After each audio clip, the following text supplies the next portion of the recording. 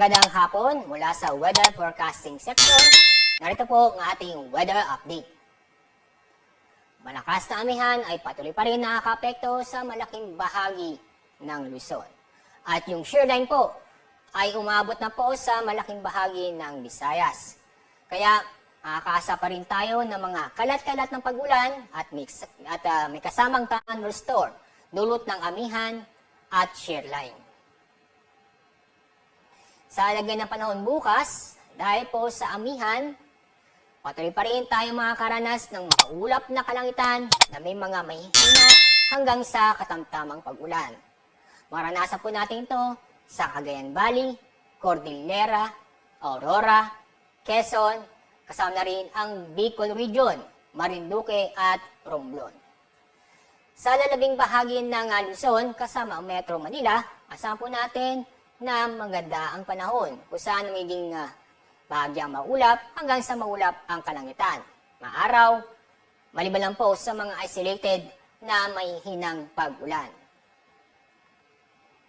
Dahil po sa shearline, bukas po ay magiging makulimlim ang kalangitan na may tsansa na mga kalat-kalat na pag-ulan at thunderstorm.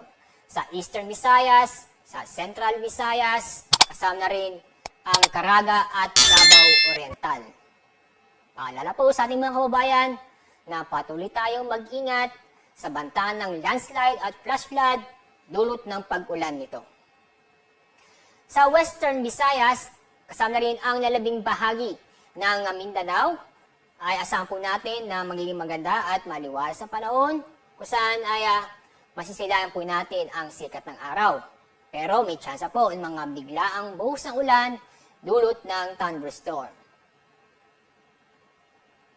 Dahil pa rin sa amihan, inaasahan pa rin tayong matataas ang alon sa buong baybaying dagat sa Luzon at ganoon din sa eastern section ng Visayas at Mindanao.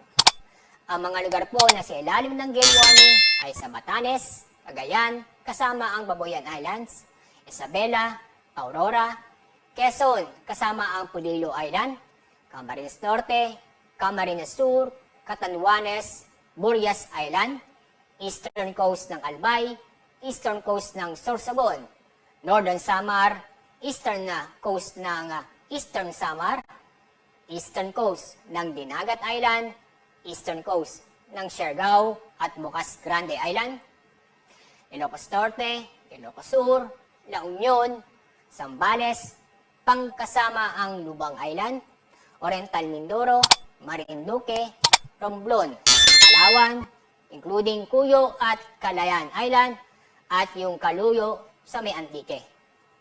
Paalala po sa nabanggit na lugar na huwag mo nang pumalaot dahil sa inaasahan po natin na matataas na alon. Kung saan ang taas ng alon po, inaasahan aabot ng 5 metro.